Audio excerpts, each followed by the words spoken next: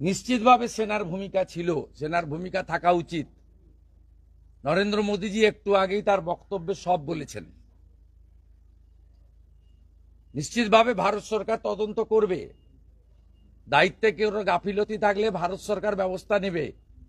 তার জন্য মোদীজির উপরে আস্থা রাখা যেতে পারে, কিন্তু কাঁচের ঘরে বসে মুখ্যমন্ত্রী মমতা ব্যানার্জি ঢিল মারছেন কেন? হরগোবিন্দ দাস, চন্দন দাস বাড়িতে ঢুকে জবাই করা তরবারি দিয়ে কাটলো কেন মাননীয় মুখ্যমন্ত্রী? আপনার পুলিশ শাটারের ভিতরে ঢুকে গেছিল কেন? আপনার পুলিশ হাওয়া হয়ে গেছিল কেন ধুলিয়ান, মুর্শিদাবাদ, শামসেরগঞ্জে? আমি বলেছিলাম যাহা মোথাবাড়ি তাহাই আমার বাড়ি।